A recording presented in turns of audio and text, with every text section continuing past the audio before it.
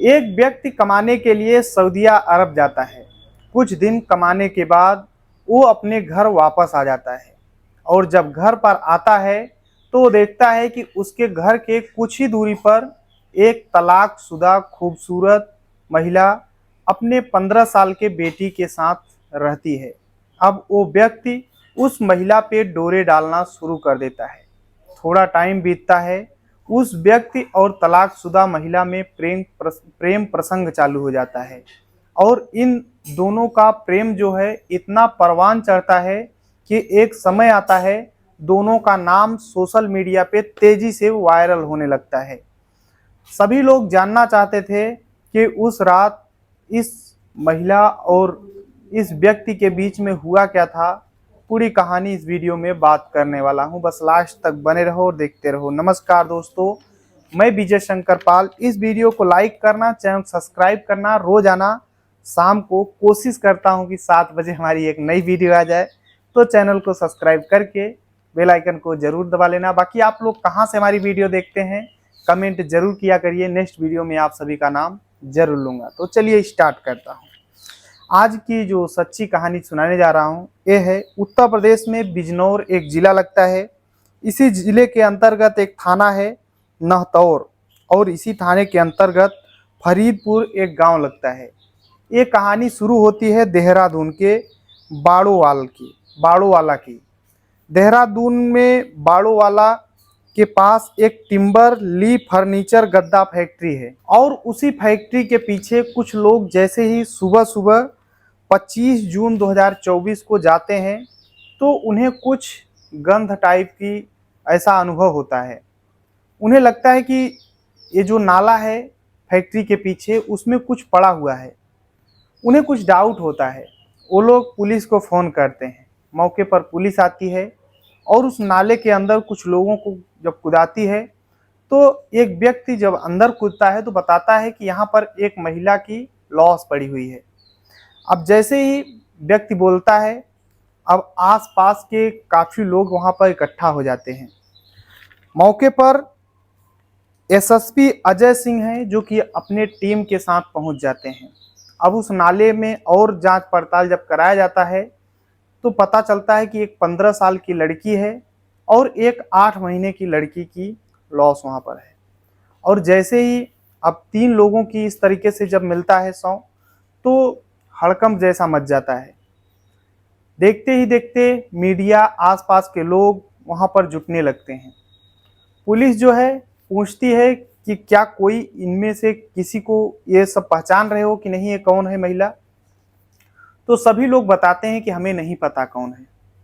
Police जांच पड़ताल करने लगती है। आसपास की सीसीटीवी कैमरे निकाले जाते हैं। अलग अलग एंगल से अलग अलग पुलिस की टीमें जांच पड़ताल कर रही थी, लेकिन कुछ भी क्लू सामने नहीं आ रहा था। तभी पुलिस एक चीज़ देखती है कि पास ही में एक बस का टिकट गिरा हुआ है। उस टिकट को जब पुलिस उठाती है तो पता चलता है ये टिकट जो है बिजनौर से देहरादून के लिए है। बस का टिकट है, 23 जून को ये टिकट कटा हुआ है। तो पुलिस ये सोचती है कि कोई बिजनौर से देहरादून महिला जरूर आई है और उसमें ये लिखा था कि एक छोटी बच्ची, एक 15 साल की बच्ची है। पुलिस ये समझ जाती है कि ये जो टिकट है इसी महिला का है और तब सोचती है कि हो सकता है जो फैक्ट्री है पास में उसी फैक्ट्री में काम करने वाला कोई महिला है। अब वहाँ पर जाती है पुलिस। उस महिला का फोटो वहाँ पे जो कर्मचारी हैं उन्हें दिखाया जाता है कि क्या आप लोग पहचान रहे हो।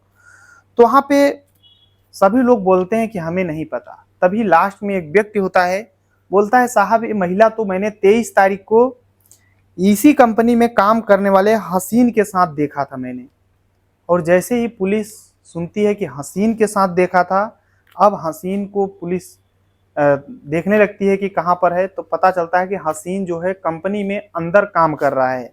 पुलिस उसको बाहर निकालती है। अब उससे पूछताछ करने लगती है कि क्या तुम इस महिला को जानते हो। तो हसीन बोलता है कि साहब मैं क्या जानूंगा, मैं तो ऑलरेडी तलाकशुदा हूँ, मुझे इस महिला से क्या लेना देना। हसीन जो है 36 साल जिसकी उम्र है, पुलिस उसे थाने पकड़ कर ले आती है। हसीन जो है बिजनौर के नहटौर का रहने वाला है और एक कई साल पहले इसकी पत्नी से तलाक हो गया था, तो ये सऊदी अरब जाकर रहने लगा था। उसके बाद अभी 2 साल पहले ये अपने गांव आया था। पुलिस इससे सख्ती से पूछताछ करने लगती है कि उसी गांव के हो और ये महिला भी वहीं की रहने वाली है। और जब सख्ती से पूछताछ करने लगती है पुलिस, अलग अलग बार अलग अलग पुलिस वाले जब पूछते हैं तो ये अपना बयान बदल रहा था। पुलिस को समझते देर नहीं लगती है, जब सख्ती से पेश आती है तो हसीन जो है टूट जाता है। टूटने के बाद एक कहानी सुनाना शुरू करता है और उस कहानी को जितने लोग सुनते हैं वाकई में सोचने लग जाते हैं कि आखिर इस दुनिया में किस किस प्रवृत्ति के लोग हैं। अब कहानी शुरू होती है। एक रेशमा है जिसकी उम्र अभी 32 साल थी। रेशमा जिसका 2018 में उसके पति से तलाक हो चुका था। और रेशमा का जब अपने पति से तलाक होता है तो ये फरीदपुर में अपने एक बेटी के साथ रहने लगती है। और जब वहाँ पर रहने लगती है हसीन जो रेशमा है, तभी हसीन जो है सऊदी अरब में काम करता था। और 2022 में जब गांव आता है तो उसे पता चलता है कि मेरे घर के कुछ ही दूरी पर रेशमा अपनी बेटी के साथ रहती है जिसका अपने पति से तलाक हो चुका है। अब जो हसीन था बाहर से कमा कर आया था, विदेश से, सऊदी अरब से, इसके पास पैसे भी थे। अब जो पैसे हैं वो रेशमा के ऊपर खर्च करने लगता है। यानी रेशमा की अगर कोई प्रॉब्लम रहती, बेटी परेशान रहती, तो हसीन उसे पैसे दे दिया करता था, यानी उसका हेल्प करने लगता है। अब हेल्प करते करते दोनों में नज़दीकियां बढ़ने लगती हैं। हसीन और रेशमा एक दूसरे को समझने लगते हैं। देखते ही देखते दोनों के बीच में प्यार हो जाता है। जो रेशमा है वो अपने घर में अकेली अपनी बेटी के साथ रहती, तो रात के समय में जब बेटी जिसकी उम्र अभी 15 साल थी वो जब सो जाती तो हसीन रेशमा के कमरे में पहुंच जाता और दोनों एक दूसरे के साथ संबंध बनाते थे। ऐसे ही धीरे धीरे जब टाइम बीतता है, समय बीतता रहता है, तो जो हसीन है वो रेशमा से बोलता है कि चलो दोनों कहीं दूसरे जगह चलते हैं। रेशमा भी तैयार हो जाती है। उसे लगता है कि हसीन ही है जो मेरी मजबूरियों को समझ रहा है, मुझे समझ रहा है, तो क्यों ना हम दोनों कहीं चलें। अब हसीन रेशमा और उसकी बेटी को लेकर मुंबई आ जाता है। मुंबई में दोनों साथ रहने लगते हैं। रेशमा और हसीन एक कमरे में रहने लगते हैं। अब हसीन जो है अपनी ड्यूटी करता, शाम को अपनी गर्लफ्रेंड रेशमा के साथ रहता था। धीरे धीरे 5 महीने बीत जाते हैं। रेशमा जो है वो गर्भवती हो जाती है। उसके बाद हसीन बोलता है कि देखो तुम्हारे पेट में बच्चा है, ऐसा करो तुम गांव में ही रहो और मैं कमाऊंगा, यहाँ पर तो उतना सही नहीं है। अब हसीन अपनी प्रेमिका को गांव लेकर आता है फिर से और उसे घर पे छोड़ करके देहरादून एक कंपनी में कमाने के लिए चला जाता है। बाड़ूवाला में एक फैक्ट्री में जब काम करने लगता है और जो रेशमा है एक घर पे रहती है। धीरे धीरे और टाइम बीतता है। रेशमा एक बेटी को जन्म देती है। एक बेटी पहले थी जो पुराने पति की बेटी थी, और अब रेशमा को इस नए प्रेमी का एक बेटी हो चुकी थी। अब जो हसीन था ये अपनी प्रेमिका रेशमा से मिलने के लिए फैक्ट्री में काम करता, मिलने के लिए यहाँ पर आया करता था इसके घर पे, और मिलता, फिर 1-2 दिन रहता, फिर अपनी फैक्ट्री चला जाता था और पैसे भी दिया करता था। धीरे धीरे और टाइम बीतने लगता है। जो रेशमा है वो हसीन से बोलती है कि हसीन, लोग गांव वाले बोलते हैं कि तुम लोग साथ रहते हो, आखिर शादी क्यों नहीं कर लेते, तो चलो क्यों ना शादी कर लें। अब जो रेशमा है हसीन से शादी करने के लिए दबाव बनाने लगती है। इधर सभी रिश्तेदार भी जान चुके थे कि हसीन और रेशमा के बीच में एक बेटी पैदा हो चुकी है, तो रेशमा भी सोचती थी क्यों ना हम लोग दोनों शादी कर लें, ताकि जो रिश्तेदार जो लोग बोलते हैं उनके मुंह बंद हो जाएं। यही सब बोलती थी रेशमा हसीन से। हसीन भी बोलता था कि ठीक है, हम रूम ढूंढ रहे हैं यहीं देहरादून में, अगर कोई बढ़िया रूम मिल जाता है तो तुम्हें बुला करके हम दोनों शादी करके साथ रहने लगेंगे। ऐसे ही धीरे धीरे टाइम बीतता रहता है। अब बेटी जो जन्म ली थी वो धीरे धीरे 8 महीने की हो जाती है। अब ये जो बड़ी बेटी जिसकी उम्र 15 साल और छोटी बेटी 8 महीने की हो जाती है।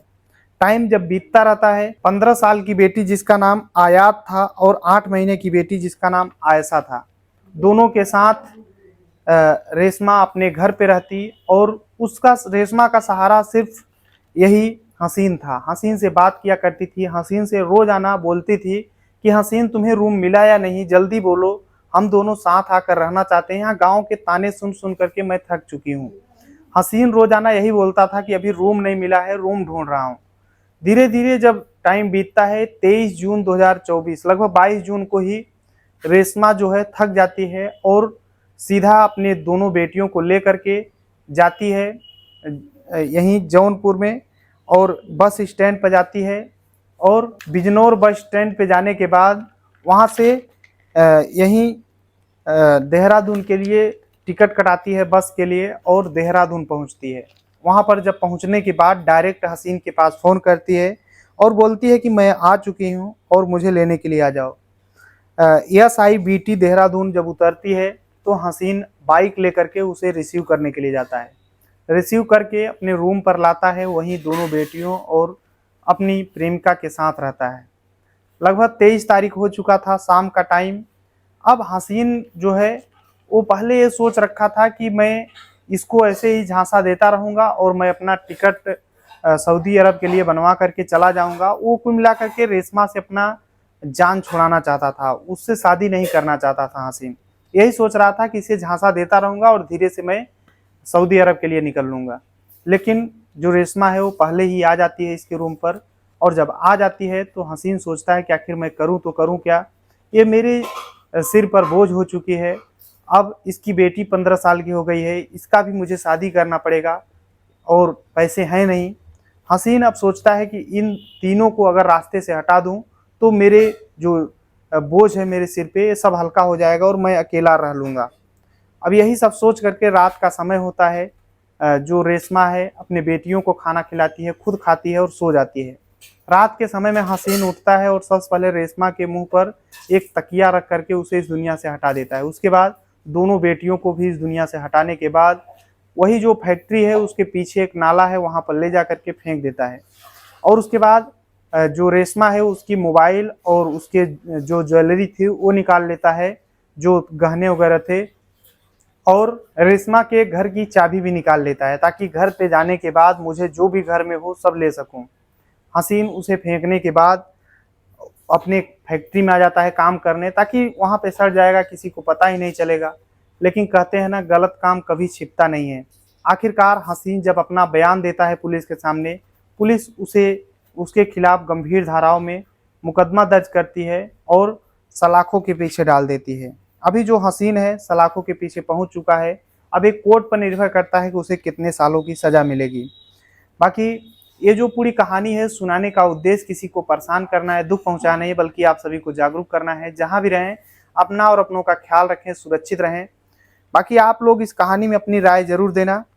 और अगर आपको कुछ ऑनलाइन इनकम करना है तो हमारा एक टेलीग्राम चैनल, यूट्यूब चैनल है जिसकी लिंक डिस्क्रिप्शन में है, वहां पर जा करके आप इनकम कर सकते हो। चलते हैं अब कमेंट की ओर। तो प्रदीप यादव हैं जो कि थाईलैंड से हमारी वीडियो देखते हैं। आदेश कुमार सिंह हैं जो कि औरैया उत्तर प्रदेश से रहने वाले हैं। आदित्य पाल हैं, बोलते हैं कि भाई आप कहाँ से रहने वाले हो, तो भाई मैं प्रयागराज उत्तर प्रदेश से, कोरांव एक तहसील लगता है, यहीं का रहने वाला हूँ। जगवीर सिंह हैं जो कि सैदाबाद से हैं। जयराम देवासी हैं जो कि जोधपुर राजस्थान से हैं। बलदेव सिंह हैं जो कि अमेठी उत्तर प्रदेश से हैं। धर्मेंद्र पाल व्लॉग इनका यूट्यूब चैनल है जो कि प्रयागराज से रहने वाले हैं। भाई इनके चैनल को एक बार जरूर देखना, धर्मेंद्र पाल व्लॉग है, व्लॉग नाम है इनके चैनल का, ब्लॉगिंग से रिलेटेड वीडियो बनाते हैं। और डॉक्टर AK अग्निहोत्री हैं जो कि प्रयागराज से रहने वाले हैं। सुनहरी लाल बघेल हैं जो कि ईंटा से रहने वाले हैं। प्रवीण सिंह हैं USA से रहने वाले हैं और बोलते हैं कि मुझे इंडिया में नौकरी की ज़रूरत है। तो भाई आप आकर के यहाँ पे ट्राई कर सकते हो, अलग अलग कंपनियाँ हैं वहाँ पे काम कर सकते हैं अगर आपको करना है तो। गणपत राय बिश्नोई जी हैं और मन्नी देवी यादव हैं जो कि कुवैत से हमारी वीडियो देखते हैं। सभी को तहे दिल से शुक्रिया। मिलते हैं इस वीडियो में, तब तक के लिए जय हिंद, वंदे मातरम।